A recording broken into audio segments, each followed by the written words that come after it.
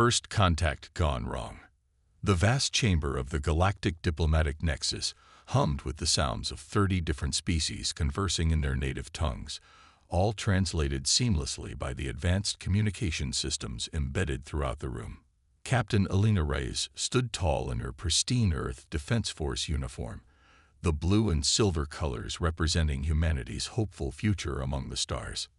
"Remember, Captain," said Commander Jonah Park at her side, "we're here to establish peaceful relations, not to make waves."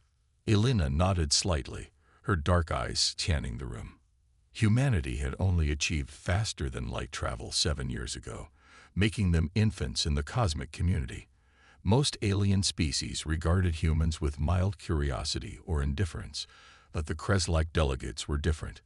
Their massive forms dominated the far side of the chamber, towering 3 meters tall with their iridescent exoskeletons, reflecting the ambient light in shifting patterns of blue and green. High Admiral Vrex of the Kreslak Confederation sat imperiously on an elevated platform, his 4 compound eyes constantly moving, analyzing everything. The Kreslak controlled 27 star systems and were renowned for their military prowess and rigid honor code. Elena had studied their culture extensively during the journey here.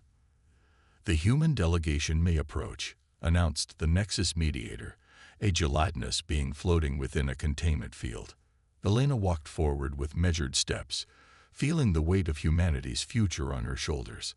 This formal introduction would set the tone for Earth's place in the galactic community.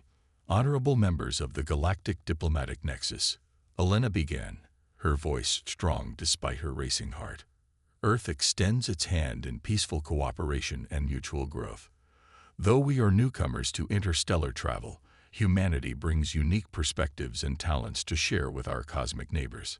Several species made gestures of welcome, some clicking appendages together in their version of applause. High Admiral Vrex, however, merely observed with his unblinking compound eyes. "While our journey to the stars has been recent," Elena continued, "humans have a rich history of overcoming challenges, adapting to setbacks, and finding creative solutions to seemingly impossible problems. We seek to learn from the diverse cultures represented here and contribute to the collective knowledge of the galaxy." "Enough of this self-aggrandizement," interrupted High Admiral Vrex, his translator device rendering his clicking speech into a deep metallic voice. "We have studied your species extensively. You are nothing but soft-bodied primates who stumbled upon advanced technology through luck rather than merit." A tense silence fell over the chamber. Elena maintained her diplomatic composure despite the insult. "With respect, High Admiral," she responded calmly, "every species' journey to the stars follows a unique path. We have come to build relationships, not to defend our right to exist in this community." The Kreslak delegation bristled visibly, their exoskeletons shifting to a darker blue. "You think you deserve respect." Vrex stood, towering even more imposingly. "Your people spent millennia engaged in tribal warfare over insignificant resources. You are fractious, primitive, and weak." Elena took a measured breath. "We acknowledge our imperfect history. Every intelligent species has evolutionary baggage. But we have learned and grown from our mistakes." Vrex moved closer, looming over Elena. "Peace. Your history suggests you don't comprehend the concept." The tension in the chamber had become palpable. Other species were shifting uncomfortably, some already moving toward exits. "Perhaps we should continue this discussion later," Elena suggested, attempting to diffuse the situation diplomatically. Vrex leaned down until his face was mere centimeters from Elena's. Then he performed a gesture no human could have anticipated. He extended his primary sensory appendage and touched it to Elena's forehead, leaving a small smear of bluish fluid. Elena remained still, fighting her instinct to step back. "I'm afraid I don't understand the significance of this gesture in your culture," she said quietly. What Captain Rice didn't know was that in Kreslak culture, marking someone with sensory fluid was the most extreme declaration of contempt possible, reserved only for enemies deemed too inferior to warrant honorable combat. In effect, Vrex had just performed the Kreslak equivalent of declaring humanity unworthy of even being recognized as a true enemy. The Kreslak Confederation does not negotiate with lesser beings, Vrex announced to the chamber. Suddenly, alarms blared throughout the Nexus. Commander Park rushed to Elena's side. "Captain, 3 Kreslak warships just dropped out of hyperspace and have opened fire on our vessel." Before Elena could respond, a massive explosion shook the station. The diplomatic nexus erupted into chaos. This was a trap, Elena realized. "All Earth personnel, evacuate immediately. This is not a drill." As they fought their way through the panicking crowd toward their shuttle, Commander Park looked at Elena with confusion. "What just happened? We did nothing to provoke this." Elena had no answer. She didn't understand that humanity had just been pulled into a war with one of the most powerful military forces in the galaxy. What the Kreslak didn't understand was that they had just picked a fight with the deadliest species in the known universe. They would learn their mistakes soon enough. High Admiral Vrex stood proudly before the Kreslak War Council, massive displays showing the destruction of human ships and outposts. The curved walls of the war chamber pulsed with the victorious red light of conquest, reflecting off their exoskeletons. "The humans never anticipated our attack," Vrex reported with satisfaction. Their expressions registered confusion, not fear. They didn't even comprehend they were being marked for elimination. Supreme Commander Scott clicked his primary mandibles in approval. "An excellent strategy, High Admiral. The element of surprise gives us significant advantage." The 7 members of the War Council perched on their elevated platforms, each controlling vast fleets and armies within the Confederation. "Show us what intelligence has gathered about these humans," ordered Scott. A holographic projection appeared in the center of the chamber, displaying human anatomy. "As you can see," Vrex explained, "humans are physically inferior. They possess no natural armor, no venom, no significant strength given their gravity environment, and limited sensory abilities. Their bones are fragile compared to our exoskeleton. Yet they developed space travel," noted war strategist Mekla, the only female on the council. Vrex dismissed the observation with a wave of his upper appendage. "Mere happenstance. Their technological development has been chaotic and unplanned. They stumbled upon faster-than-light travel through a series of fortunate accidents." "And their weapons?" asked another counselor. "Basic energy weapons, nothing we haven't encountered before," Vrex replied. "Their ships are poorly armored and vulnerable to our superior technology. We accessed their military database during our first reconnaissance. Their tactics are primitive and predictable." A junior officer entered and bowed deeply. "Supreme Commander, we've received a transmission from Earth. Their governments are demanding explanation for our attacks. They claim they don't understand what provoked our aggression." The War Council chittered in amusement, the harsh sound echoing through the chamber. "They feign innocence," said Scott. "How amusing. Shall I prepare a response?" asked the junior officer. "No response is needed," Vrex declared. "Our next wave of attacks will make our intentions abundantly clear." Meanwhile on Earth, Admiral Maya Hiroshi stood before the United Earth Defense Council, a chamber filled with representatives from every major nation. The mood was somber as holographic displays showed the destruction of human outposts. The attack was entirely unprovoked, Admiral Hiroshi explained, her voice tight with controlled anger. Captain Rice followed all diplomatic protocols established by the Nexus. The Kreslak deliberately orchestrated this conflict. "How many casualties?" asked the council chairperson, an elderly woman with steel-gray hair. 43 dead, 21 wounded from the diplomatic vessel," Hiroshi replied. "But the research station at Proxima Centauri was also attacked. It was primarily a civilian installation." Commander Park stepped forward, his uniform still bearing traces of blood from treating the wounded. "Intelligence has confirmed something disturbing. The Kreslak have already begun a systematic campaign against all human outposts." Gasps filled the chamber. The Proxima station had families, someone said.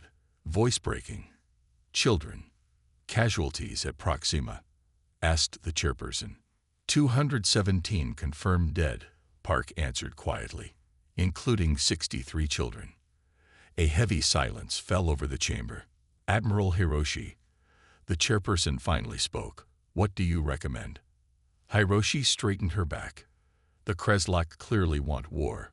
All attempts at communication have been rebuffed. I suggest we give them exactly what they're asking for. But their confederation spans 27 star systems, protested one council member. They have hundreds of warships, while we've barely established colonies on 5 planets. Numbers don't tell the whole story, Hiroshi responded firmly. The Kreslak believe they understand what humans are capable of. They are gravely mistaken. What response should we send? Asked the chairperson. Admiral Hiroshi considered for a moment. Something simple, something they'll understand later, when it's too late. She paused. Send this message. You have no idea what you've just awakened. On the Kreslak homeworld, Supreme Commander Scott received the human message. He read it and chittered in derision. Look at this pathetic threat, he told his war council. These humans believe they can stand against the might of our confederation. If only he knew what was coming. For the first time in human history, Earth stood completely united. The attack on civilian researchers and their children had changed everything. Old enemies became allies. Borders that had divided nations for centuries now meant nothing in the face of extraterrestrial aggression. Captain Sanjay Mehta observed the wall of holographic displays in Earth Defense Headquarters, his eyes weary from days without sleep. His sister had been a xenobiologist on the Proxima station, studying alien microorganisms. Now she was gone. Captain, the United Earth Fleet is assembled, reported Lieutenant Sophia Torres. Sanjay nodded grimly. On the main display, hundreds of ships gathered in Earth orbit. Some were military vessels, others civilian craft hastily retrofitted with weapons. It seemed insignificant compared to the Kreslak Armada, but appearances could be deceiving. What's the status of Project Phoenix? He asked. Sophia checked her neural interface. The first wave of dormant defense systems is now online. The Kreslak remain unaware of their existence. Sanjay allowed himself a small, grim smile. For decades, Earth nations had hidden their most advanced weapons from each other, keeping them in reserve for the ultimate global conflict that thankfully never came. Now those secret arsenals were being deployed together. And the quantum combat systems. Ready, sir. Those were never included in the official military database that the Kreslak accessed during their reconnaissance. They have no idea what's actually coming for them. As the human counteroffensive began to take shape, the Kreslak were about to learn the terrible truth. They hadn't declared war on a primitive species. They had awakened humanity's darkest potential, and would soon understand why humans were, in fact, the deadliest species in the galaxy. Underestimating humanity. A Kreslak scout vessel detected an unusual signal near one of their newly established forward bases in the Rigel system. They followed it to a small human transport ship that appeared damaged and adrift. Prepare boarding parties, ordered Captain Grek. Secure prisoners for interrogation. The Kreslak soldiers stormed the human vessel with weapons drawn, expecting minimal resistance. They found 3 human crew members who immediately raised their hands in surrender. You are now prisoners of the Kreslak Confederation, declared the boarding party leader. Resistance is futile against our superior strength. The humans exchanged glances, and then something unexpected happened. Instead of submitting, the outnumbered humans attacked with concealed weapons. They fought with shocking ferocity and coordination, displaying combat skills far beyond what Kreslak intelligence had indicated was possible. Captain Grek watched in disbelief as the battle reports came in. Why don't they surrender? They cannot possibly prevail against our superior numbers and strength. When the last human fell, the Kreslak searched the vessel thoroughly. They discovered something alarming. The ship's engine had been modified into an improvised explosive device powerful enough to destroy both vessels. The humans had been fighting to buy time for the detonation sequence. "This makes no logical sense," Greg said to his second-in-command. "Why would they choose mutual destruction rather than honorable surrender?" The Kreslak were beginning to realize there was something fundamentally different about how humans approached warfare. On the Kreslak homeworld, an ancient alien named Professor Xon requested an urgent meeting with the War Council. He was not Kreslak but Ardenian, a species known for their longevity and extensive knowledge of galactic history.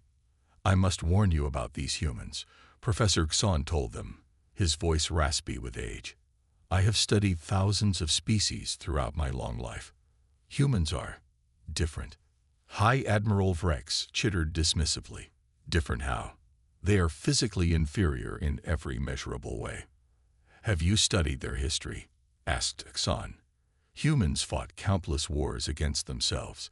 They developed weapons capable of destroying their own planet. They survived multiple extinction-level events that should have ended their civilization." "Ancient history," dismissed Supreme Commander Scott. "Their current military capacity poses no significant threat to our Confederation." "You fundamentally misunderstand," insisted Professor Xon. "Humans are dangerous not because of their current weapons, but because of how they think. When faced with a superior enemy, most species become more cautious.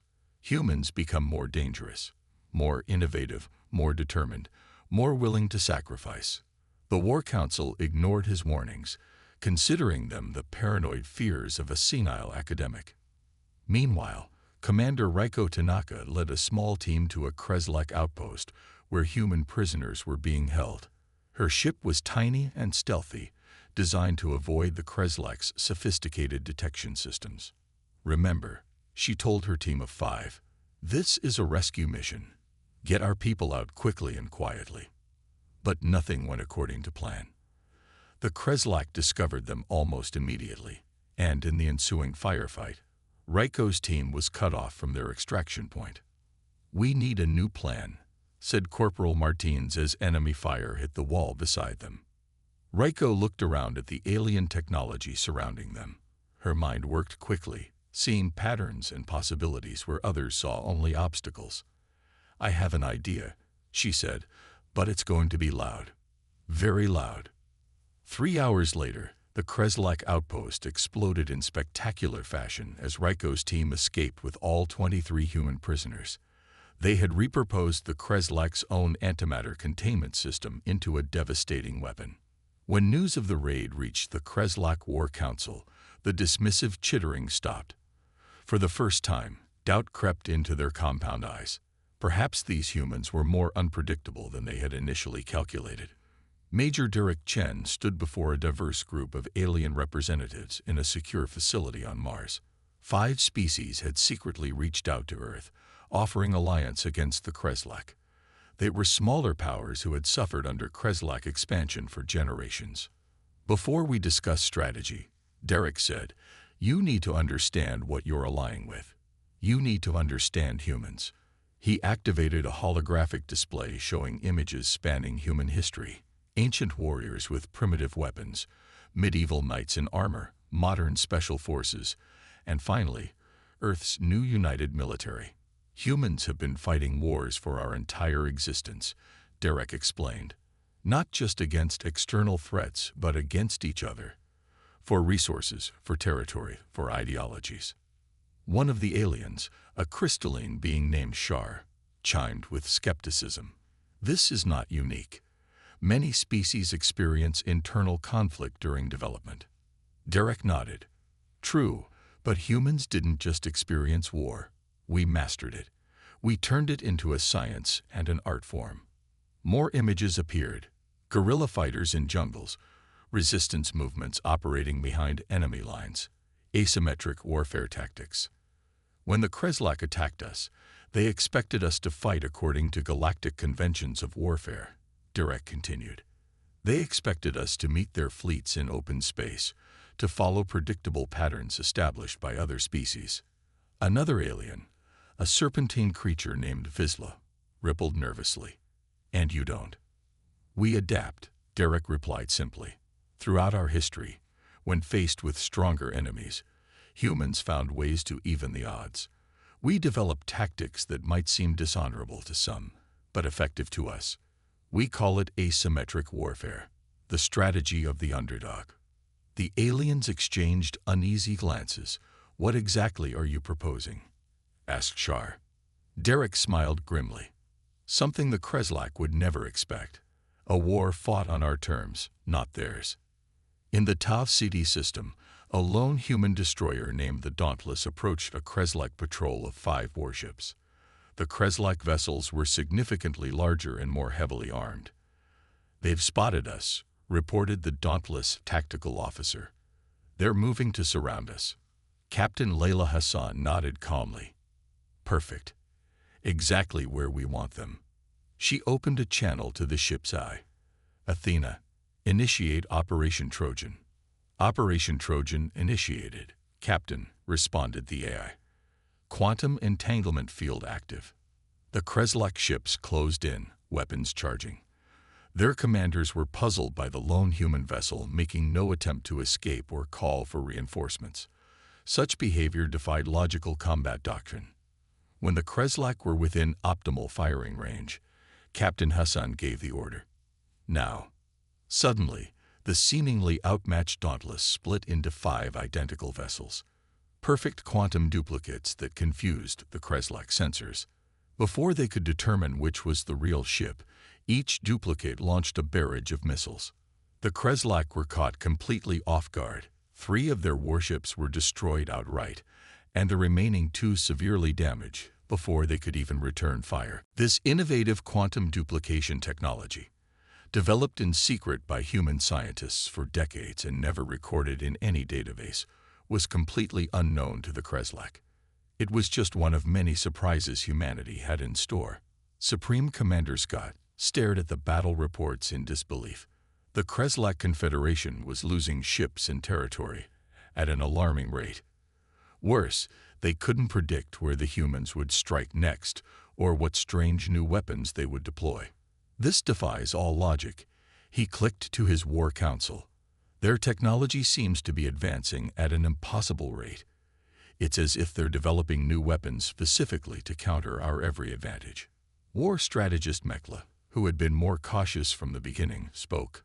Perhaps we should consider Professor Xon's warnings more carefully. These humans, they don't think like us. They don't fight like any species we've encountered. Impossible. Vrex protested. We are the Kreslak. We have conquered 27 star systems. We cannot be defeated by primitive mammals who only learned to travel between stars a few years ago. A junior officer entered the chamber, visibly agitated. Supreme Commander, we've lost contact with our homeworld's defense fleet. The humans, they've somehow bypassed our perimeter defenses. They're in orbit around Kreslak Prime. Stunned silence fell over the War Council. In orbit around the Kreslak homeworld, Admiral Hiroshi stood on the bridge of the Earth flagship Resilience. Beside her stood representatives from the 5 alien species that had joined the human alliance. We have achieved tactical superiority, reported her tactical officer. The remaining Kreslak forces are standing down. Hiroshi nodded. Open a direct channel to their war council.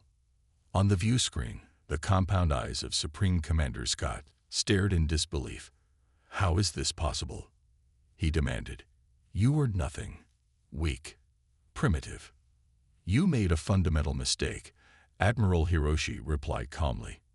You judged us by our technology, by our physical attributes, by the brevity of our presence among the stars. But that's not what makes humans dangerous. She stepped closer to the screen. Throughout our history, we've been outmatched, outnumbered, and outgunned time and again, by nature, by each other, by circumstance. And yet we survived. We adapted. We overcame. When backed into a corner, humans don't surrender. We innovate. We unite. We fight with everything we have. What do you want? Clicked Scott, his translator barely able to convey the defeat in his voice. Peace, Hiroshi answered simply. Real peace, not domination. The Kreslak Confederation will withdraw from the territories you've conquered. You will make reparations to the species you've subjugated. And you will join a new galactic council where all voices are equal, including yours. And if we refuse? Hiroshi's expression hardened. Then you will learn what humanity is truly capable of when pushed to extremes. The weapons we've used so far have been restrained. 2 weeks later, Professor Xan attended the signing of the new Galactic Accord. He watched as human representatives worked alongside former enemies to establish a more equitable framework for interstellar relations. High Admiral Vrex approached the ancient academic. "You were right about the humans," he admitted reluctantly. "We gravely underestimated them." Professor Xan nodded slowly. "The most remarkable thing about humans isn't their capacity for violence. It's their capacity for growth. They can be the deadliest species in the galaxy when threatened, yes. But they can also be the most compassionate, the most creative, the most determined to build something better." He gestured toward Captain Reyes, who was deep in conversation with representatives from a dozen species, including several Kreslak. "Remember this lesson," Xan said. "Humans are exceptional not because they're perfect, but because they never stop trying to be better, even after you pick a fight with them." Vrex clicked his mandibles thoughtfully. "A dangerous species to have as enemies." And added Xan, "Watching the humans work to forge a new future for the galaxy, an invaluable one to have as friends."